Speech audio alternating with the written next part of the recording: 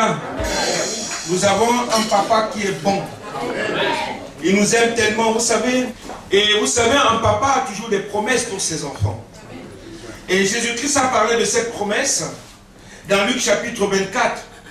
Il dit, je m'en vais, oui, mais attendez la promesse que papa va laisser, va vous envoyer. Parce que la promesse que lui va vous envoyer, elle vous enseignera, elle vous guidera, elle vous dirigera, elle vous guérira, elle vous livrera. Elle fera beaucoup de choses pour vous. Et cette promesse, elle est faite non seulement, elle n'était pas faite que pour l'époque de Jésus, c'est une continuité. La promesse est là pour nous à chaque instant de chaque jour. Elle nous enseigne aussi le Saint-Esprit. Alléluia. Et ce matin, vous avez vu, le Seigneur a chamboulé un peu les choses. Et il continue toujours à chambouler. Parce qu'il ne désire pas, il ne veut pas que nous continuions toujours à être, nous soyons une église monotone qui fait toujours la même chose. Parce que Dieu parle, tantôt d'une manière et tantôt d'une autre. Dieu agit, tantôt d'une manière et tantôt d'une autre. Ce jour-ci ne sera pas demain. Il n'était pas hier. C'est un nouveau jour. Et à chaque jour suffit sa peine. Et nous avançons avec notre Père et avec notre Dieu. Et vous savez, je vais vous dire une chose. La promesse que Dieu a faite aux hommes, elle est là. La promesse est là et Dieu désire que nous vivons par sa promesse et avec sa promesse. Nous ne pouvons pas vivre sans la promesse de Dieu.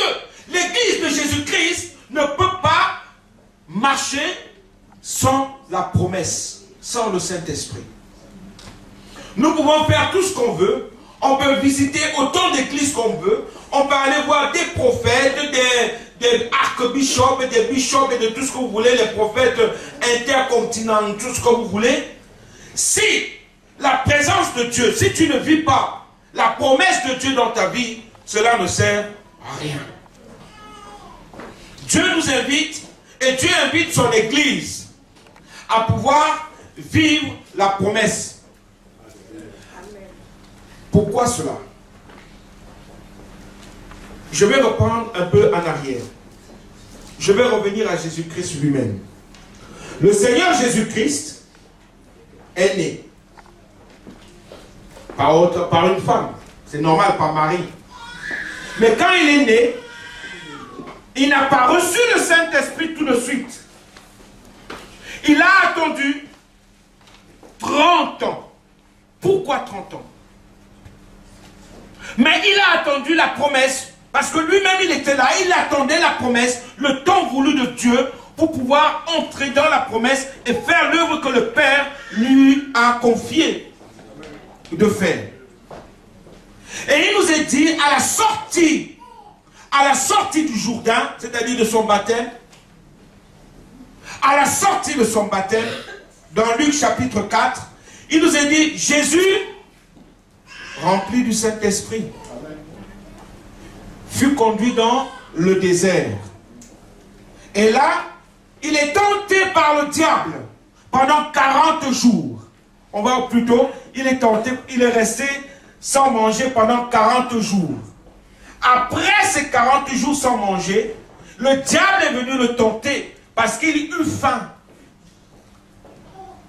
Quand le diable est venu tenter Jésus, de lui-même, il n'aurait pas pu répondre au diable comme ça.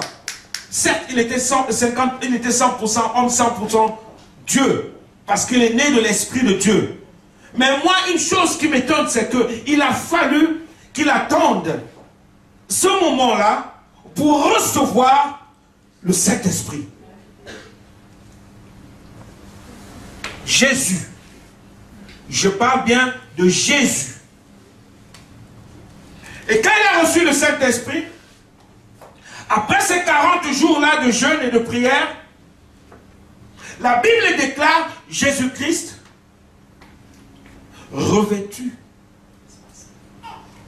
Il a été revêtu du Saint-Esprit, de la puissance d'en haut.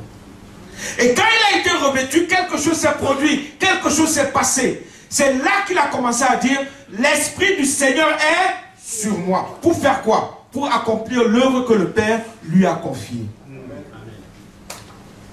Après cela, nous voyons, il a vécu 3 ans sur cette terre. Il a continué à vivre, il a continué à enseigner, à faire des merveilles, des miracles, mais pas de lui-même. Par qui? Par le Saint-Esprit qui était en lui. Jésus-Christ, Fils de Dieu. À ce moment-là, il a été crucifié après.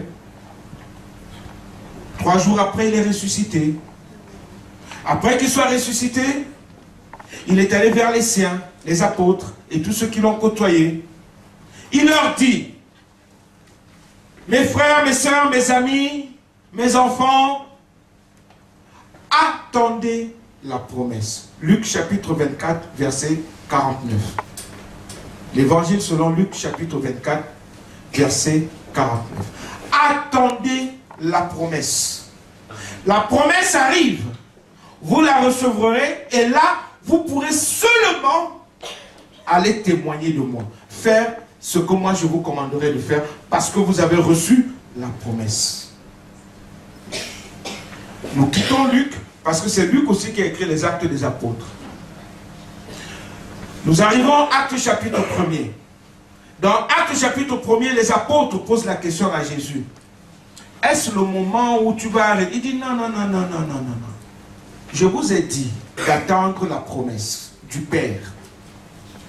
Vous restez ici à Jérusalem. Allez dans la chambre haute là-bas. Ils étaient 120 personnes. Attendez la promesse. Quand la promesse va venir, à ce moment-là, la puissance d'en haut viendra sur vous. Et là, vous serez seulement mes témoins où? À Jérusalem. Jérusalem où? En Samarie. Ainsi de suite, jusqu'aux extrémités de la terre. Il a commencé comme cela. Et moi, aujourd'hui, je voudrais, frères et sœurs, je pose une question. Est-ce que nous vivons réellement les actes du Saint-Esprit dans nos vies? Jésus-Christ a dit, vous recevrez la promesse. La promesse est venue. La promesse est répandue partout dans le monde parce que 120 personnes ont attendu cette promesse. Merci mon frère. Ayant attendu cette promesse, ils l'ont reçue.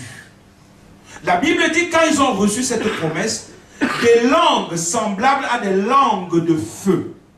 Je n'ai pas dit que c'était des langues de feu. Mais la Bible dit semblable. Ça ressemblait à des langues de feu. De la même manière, quand Jésus-Christ est sorti du Jourdain, on dit bien le Saint-Esprit sous la forme d'une colombe. Ce n'était pas une colombe. C'était sous la forme d'une colombe. Est venue et s'est posée sur lui. À ce moment-là, une voix se fit entendre du ciel et qui a commencé à dire, celui-ci est mon fils bien-aimé. Écoutez-le, en qui j'ai mis toute mon affection. C'est ce que la parole de Dieu nous rapporte. Mais je vais revenir un peu aux apôtres. Les apôtres étaient 12, 11, on peut dire comme ça. 12 avec Judas, mais 11 parce que Judas s'est tué. Il s'est pendu. Les 11 ou les 12, avant que Jésus ne parle ou avant que Judas ne se tue, ne savaient même pas, ils ne comprenaient même pas ce que Jésus-Christ était en train de leur dire. Ils ne comprenaient pas les Écritures. Mais Jésus dit, lorsque vous recevrez le Saint-Esprit, lorsque vous allez recevoir la promesse du Père, il vous guidera dans toutes choses. Il vous enseignera toutes choses. Et vous savez quoi? Je vais vous le dire aujourd'hui, peut-être que vous ne le savez pas. Le même esprit qui était en Jésus-Christ, le même esprit qui est même allé dans la tombe avec Jésus-Christ et qui a ramené Jésus-Christ du séjour des morts, qui a permis que Jésus sorte de la tombe, qui a ramené Jésus, c'est le même esprit-là. Qui? C'est le même esprit-là qui vit en nous. Est-ce que vous croyez cela? C'est la même promesse. C'est la même promesse. Parce que c'est le Saint-Esprit, c'est l'Esprit de Dieu qui apporte la vie, qui nous remplit d'amour, qui nous remplit de paix, qui nous remplit de joie, qui nous remplit de victoire de guérison, de délivrance, de miracles. Et c'est lui qui fait à ce que l'Église de Jésus-Christ puisse vivre des miracles aujourd'hui. Parce que les églises aujourd'hui ne vivent plus des miracles. Ou bien quelques petites choses comme ça. Et mais moi je voudrais vous dire, il faudrait que nous produisons les actes du Saint-Esprit, pas seulement dans l'église, mais dans nos propres vies. Parce que ils ont reçu, et il vient en eux, et il établit en eux, et il agit en eux, et au travers d'eux. Mais avant ça, avant cela, si nous prenons le cas de l'apôtre Pierre, Pierre a renié Jésus. Parce qu'il ne comprenait pas les Écritures, la parole de Dieu. Qui c'est qui nous révèle la parole de Dieu? Le Saint-Esprit. Qui c'est qui nous fait comprendre la parole de Dieu? Le Saint-Esprit. Qui c'est qui nous amène à pouvoir dire Jésus-Christ est Seigneur des Seigneurs à la gloire de Dieu le Père? C'est le Saint-Esprit. Qui nous permet de reconnaître qui est Jésus? C'est le Saint-Esprit. C'est l'Esprit de Dieu, l'Esprit de Christ. Mais aujourd'hui, beaucoup renient cela. Je ne veux pas parler d'autre chose. Je vais prendre des exemples dans la Bible, tirés de la parole de Dieu. L'apôtre Pierre, l'apôtre Paul et tous les autres ne comprenaient pas les Écritures. À tel point que même Pierre, quand on dit à qui Jésus-Christ a dit, je te remets les clés de l'église. Tu bâtiras mon église, Pierre. Tu es la petite pierre. Et sur cette petite pierre, je bâtirai mon église. Et ce Pierre-là a renié Jésus. Ce même Pierre-là a tremblé devant une simple petite servante de rien du tout. Lorsqu'on a attrapé Jésus-Christ et que Pierre est là à la cour du roi, il est là, il traîne parce qu'il a suivi Jésus, parce qu'on l'a mené. Et là, une servante vient dire, toi là, certainement, tu es l'un d'eux. Il dit, moi, Pierre, tu rigoles ou quoi? Jamais. Moi, je n'ai jamais été avec eux. Pardon, arrête-moi ça.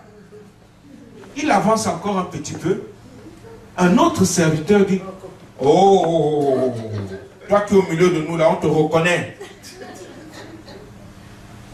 Il avance encore un petit peu, là c'était le final.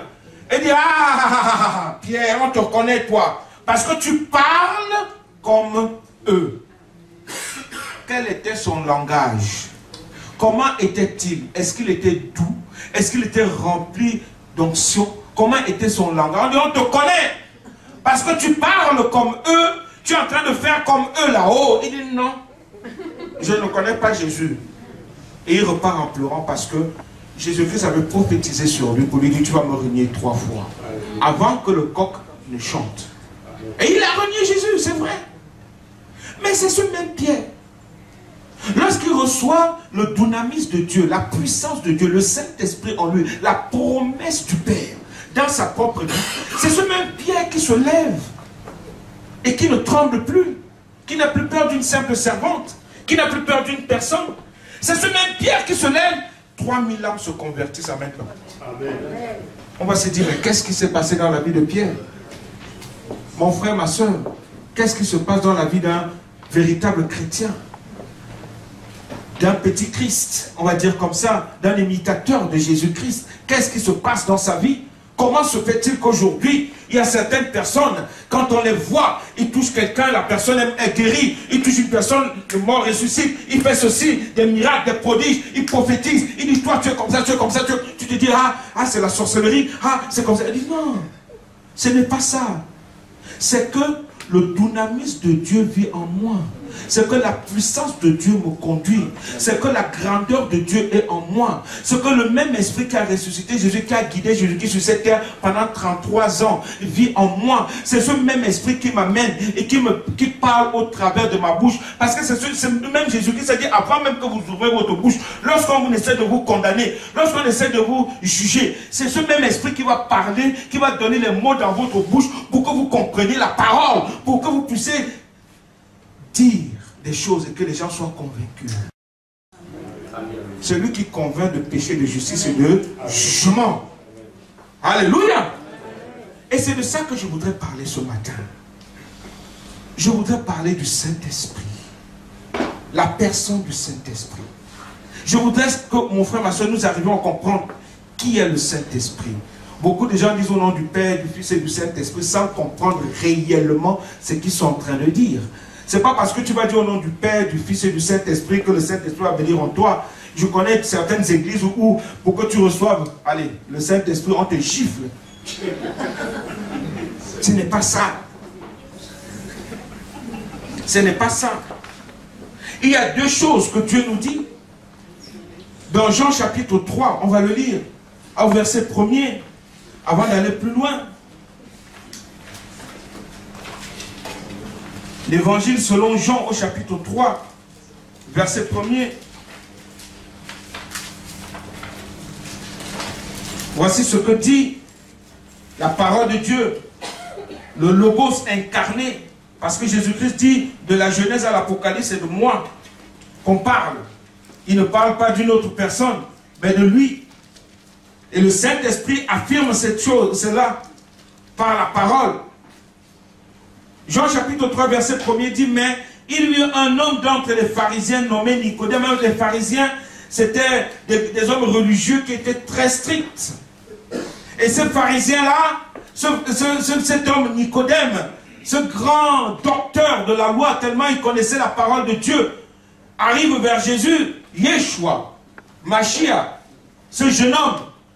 Et il dit, oh, et il appelle Rabbi, c'est incroyable, un docteur d'Israël qui appelle Jésus Rabbi, maître. Le docteur d'Israël, Nicodème. Parce que c'est écrit, hein, Jésus lui dit, toi le docteur de la loi, toi le docteur d'Israël. Il appelle Jésus Rabbi, mon maître. Mon maître. Mais il vient vers Jésus, il dit, la nuit, hein, en cachette, Rabbi, nous savons que tu es un docteur venu de Dieu, car personne ne peut faire ces miracles que tu fais si Dieu n'est avec lui. Alors moi, la question que je pose, c'est, les pharisiens savaient qui est Jésus, mais pourquoi n'ont-ils pas cru en lui? Nous savons que tu es un docteur venu de Dieu. Pourquoi n'ont-ils pas cru? Ils savaient. Et le monde sait qui est Jésus. Le monde sait qui est l'agneau de Dieu. Le monde sait qui est le Fils de Dieu. Mais personne ne veut reconnaître qui il est pour lui. Le monde le sait. Les hommes politiques, les rois de ce monde savent qui est Jésus-Christ. Mais personne ne veut accepter de reconnaître qu'il est son Seigneur et son Sauveur personnel. Nicodème vient la nuit en cachette, comme un filou.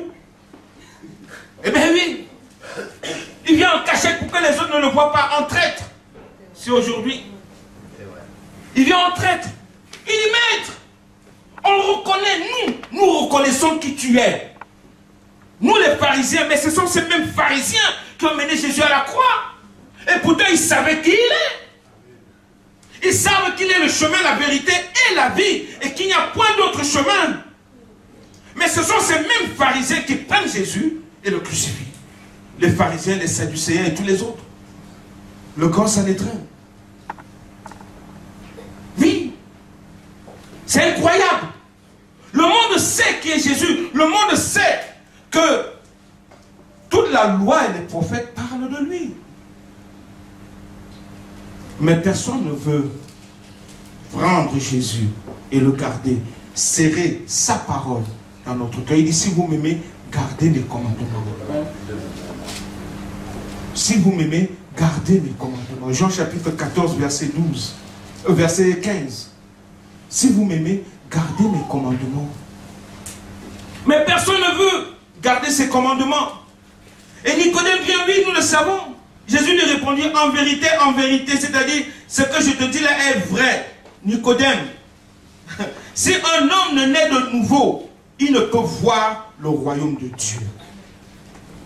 Naître de nouveau, frère, tu nous sors un nouveau monde, ça veut dire quoi? Je suis déjà né. C'est la même chose que Nicodème. Nicodème était étonné. Il dit, moi, qui suis si vieux, dois-je encore entrer dans le ventre de ma mère pour naître? Et Jésus lui répond très simplement. La suite dit, si un homme ne naît d'eau et d'esprit, il ne peut voir le royaume de Dieu. Alléluia. Alléluia. Et quand nous commençons à comprendre ces choses, on se dit, oui Seigneur, c'est vrai. Tu désires que nous naissons de l'eau de ta parole. Ta parole vient, Seigneur, nous permettre de nous laver les yeux, laver notre cerveau, laver nos oreilles et laisser ton Esprit Saint nous enseigner à comprendre ta vérité. Ta vérité. Et l'Esprit de Dieu est là pour nous diriger. Que faut-il faire pour naître de nouveau? Dieu nous dit, la première des choses, c'est la repentance. Reconnais que tu es pécheur, pécheresse. Reconnais que tu fais le mal. Reconnais que tu parles mal. Reconnais que tu agis mal. Reconnais que ta vie n'est pas bonne. Et laisse le Saint-Esprit te révéler ta vie. Laisse l'Esprit de Dieu montrer ce que tu es devant lui. Laisse l'Esprit de Dieu te révéler tes pensées. Laisse l'Esprit de Dieu te révéler tes yeux. Parce que quand le Saint-Esprit vient révéler ce que tu es, et que tu te sens tout petit, toute petite, là Dieu te dit, ah, tu commences à comprendre une chose. C'est que si moi, qui suis la lumière du monde, je viens éclairer tes ténèbres, parce que ton cœur est rempli de ténèbres. Parce que le péché, ce sont les ténèbres. Ce sont les ténèbres dans nos vies. Et Dieu ne peut pas cohabiter avec les ténèbres, parce que lui, il est lumière. Et quand la lumière vient dans les ténèbres ne peuvent que s'enfuir. Vous savez, nous sommes là dans la lumière. Hein. Si on éteint tout, bien, on ferme tout là, nous serons dans la pénombre ou dans le noir total.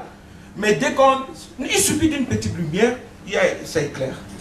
Il y a la lumière et tout le monde va aller vers la lumière. Vous avez déjà vu les animaux dans la nuit? Qu'est-ce qu'ils font les animaux? Si tu es dans la voiture, c'est souvent en Afrique qu'on voit ça. Ici, là, il y a des petites barrières quand même sur les autoroutes et sur les routes.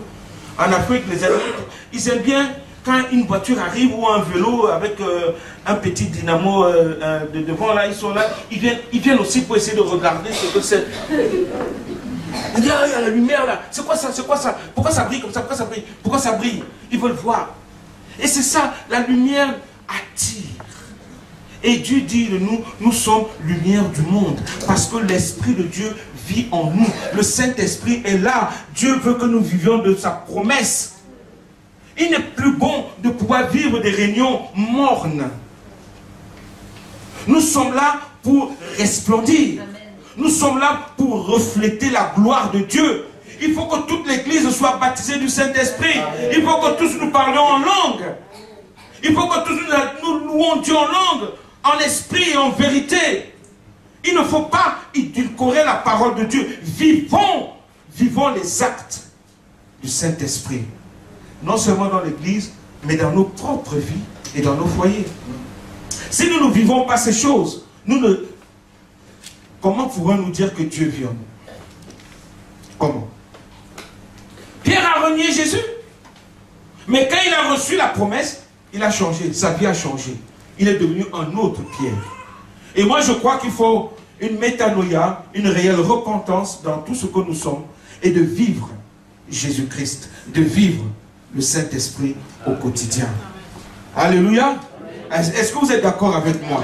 Est-ce que vous croyez qu'il est bon de vivre le Saint-Esprit, de vivre avec le Saint-Esprit, de le laisser nous guider? Le problème c'est, si nous désirons vivre par le Saint-Esprit, il va commencer à révéler nos vies. Et c'est ça qui n'est pas bon. Beaucoup n'acceptent pas ça. Beaucoup n'acceptent pas que l'Esprit de Dieu va montrer comment tu es un menteur, une menteuse. C'est pas du tout, mon petit, pas toi. Mais les gens n'aiment pas ça. Montrer comment ton cœur est méchant, horrible. Comment tu es rempli de mépris pour ton prochain. La Bible dit que Dieu il déteste, il hait le péché. Mais il aime le pécheur.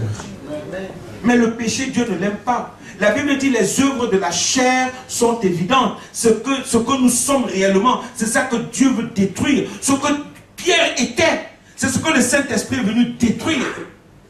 Amen. Il était poltron. Il avait peur de tout. Et filou en même temps. On peut prendre même l'exemple de Jacob. Il a fallu qu'il rencontre Dieu pour qu'il ne s'appelle plus Jacob et qu'il s'appelle Israël. Alléluia. Amen. Jacob s'est dit usurpateur, trompeur, d'autres disent voleur, doubleur, roublard. Voilà Jacob. Mais Dieu, cet homme-là, dans tout ce qu'il était, il a rencontré Dieu. Et quand il a rencontré Dieu, et c'est ce que je vous invite, mon frère, ma soeur, à vivre, rencontrer Dieu, vivre Dieu. Parce que quand tu es vis-à-vis de ton Dieu, rien ne peut t'ébranler, qu'advienne que pourra, parce que ton Dieu est là. Même lorsque l'ennemi te dit, tu es foutu, Dieu te dit, est-ce que moi j'ai dit le dernier mot? Pourquoi trembler donc devant les situations? Même si l'ennemi aujourd'hui vient et te dit, toi là, c'est fini.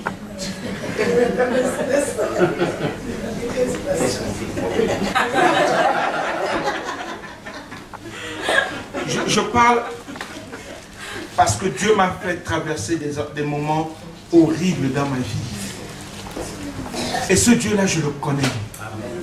Les pires. Si je vous donne mon témoignage, vous allez pleurer. Et je vous invite cela ce matin. Merci. Ah. Non, c'est vrai. Parce qu'aujourd'hui, les gens croient que on est devenu chrétien comme ça, ça y est, volé. Si le pasteur Eric vous donne son témoignage, vous allez dire non, c'est pas possible. Si je vous dis là où Dieu m'a tiré, je me souviens hier encore, un prophète qui prophétisait sur moi et qui me disait, frère, Dieu a vu ta misère et il t'a libéré de cette misère pour te mener dans sa propre lumière. Et Dieu t'a amené dans sa lumière pour te former et que tu sois comme lui, voit bon que tu sois. Il t'a délivré. J'ai dit, waouh, cet homme connaît mon cœur par cœur. Et ce n'est pas lui, c'est Dieu. C'est parce qu'il vit l'esprit. Il vit par l'esprit. Ce n'est pas seulement au pasteur de prophétiser, je suis désolé. Ce n'est pas à moi ou à mon frère Eric de prophétiser. Tous. Je me souviens à ma fille, elle avait 8 ans. Elle a été baptisée du Saint-Esprit à 1 an et demi. Et un jour, en revenant de l'église, nous étions à Lyon. On marchait, je l'attrapais, elle avait quoi, 5 ans, je crois, 5-6 ans. Je l'attrapais dans le main, on marchait. Et elle se tourne vers moi. Elle me dit, papa, j'ai dit, oui, ma fille. Jésus-Christ, c'est-à-dire, elle me grondait comme ça. Elle dit, c'est pas possible. Jésus-Christ revient bientôt. Je dis, ben oui, je sais. Elle dit, non, tu sais pas, papa. Jésus revient bientôt, comme ça. Il faut faire attention. Je dis, oui, j'avais pas de cheveux, mais là, le peu que j'avais se dressait. Ouh là là là là là là là. Et je sentais la présence de Dieu. Je la tenais, hein. Elle ne m'a pas lâché. Et elle me regardait en ouvrant les yeux comme ça. Soyons prêts, papa, soyons prêts. J'ai dit, Seigneur, tu me parles. T'as entendu? Je me suis mis à parler en langue sur place. Ouais, papa lâché, carrément. Non. Pourquoi je vous dis ça? C'est pour vous dire que nous sommes appelés à vivre l'Esprit de Dieu. Et par l'Esprit de Dieu. Parce que nous appartenons. La Bible déclare que vous êtes le temple, nous sommes le temple du Saint-Esprit. Celui qui veut marcher et vivre sans le Saint-Esprit n'appartient pas à Dieu. Il ne lui appartient pas. Parce qu'au moment de la résurrection, qui c'est qui va te ramener à la vie? C'est le Saint-Esprit. Et c'est lui qui vit en nous. C'est l'Esprit de Dieu qui nous ramène à la vie. La Bible dit Jésus n'est plus sur terre, mon frère, ma soeur. Mais son Esprit est là avec nous. Voilà la promesse. Et Dieu désire que nous vivons la promesse au quotidien. Dieu est capable, quand tu lui donnes ta vie, quand tu le laisses gérer ta vie, quand tu le laisses contrôler ta vie, quand tu le laisses marcher avec toi, pour toi, et quand tu lui donnes tous tes problèmes, tous tes soucis, tout ce qui te fait mal, sans douter, il est capable de bouleverser. Alléluia. 120 personnes ont bouleversé l'humanité tout entière. 120 personnes. Ils étaient dans une chambre haute. Je dirais même une personne s'est levée. 3000 âmes se sont converties sur place. Et quand il s'est relevé une deuxième fois pour parler, 4000, 5000, ainsi de suite. Ce n'était plus Pierre. Ce n'était plus l'apôtre Pierre. Ce n'était plus, on va dire, Philippe l'évangéliste. Ce n'était plus le diacre Philippe. Est-ce que vous pouvez comprendre quand quelqu'un, aujourd'hui on va dire comment on appelle ça, la transportation? La téléportation. Incroyable. Un homme qui se trouve dans un lieu, il se retrouve dans un autre lieu, on ne sait pas comment. La Bible dit l'Esprit de Dieu l'a amené. Le Saint-Esprit l'a conduit. Nous voulons pas vivre ces choses. Amen. La Bible déclare que l'apôtre Pierre, quand il marchait, son ombre guérissait les malades. L'ombre de Pierre, on va dire, c'est un sorcier. Non. C'est la présence de Dieu, c'est le Saint-Esprit en lui, c'est la promesse de Dieu en lui. Jésus-Christ a dit, vous vivrez les mêmes choses que moi, parce que l'Esprit de Dieu, l'Esprit qui est en moi, c'est le même que vous avez, et vous ferez même encore de plus grandes choses.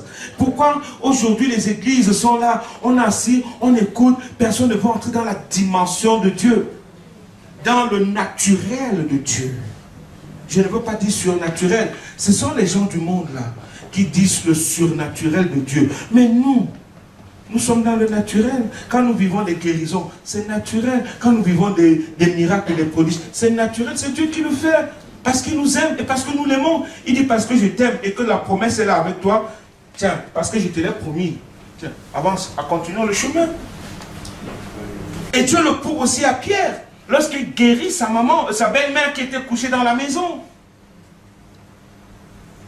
Matthieu chapitre 12, à la fin. Et là, il arrive dans la maison de Pierre. Sa belle-mère est malade. Personne pour servir Jésus. Je ne sais pas où était sa mère. Sa femme, pardon. Mais sa belle-mère était malade. Il fallait bien servir Jésus et tous les autres apôtres qui étaient là. Et Jésus est allé. Lève-toi, lève-toi, lève-toi. Il a juste touché, il a prié pour elle. Elle s'est levée. Elle est allée les servir. Ils ont bien mangé. Le naturel de Dieu. La Bible dit l'esprit qui est en nous est tout puissant. C'est l'esprit de guérison. C'est l'esprit des miracles et des prodiges. C'est l'esprit de délivrance. C'est l'esprit d'amour. L'esprit de paix. L'esprit de joie. L'esprit de victoire. L'esprit de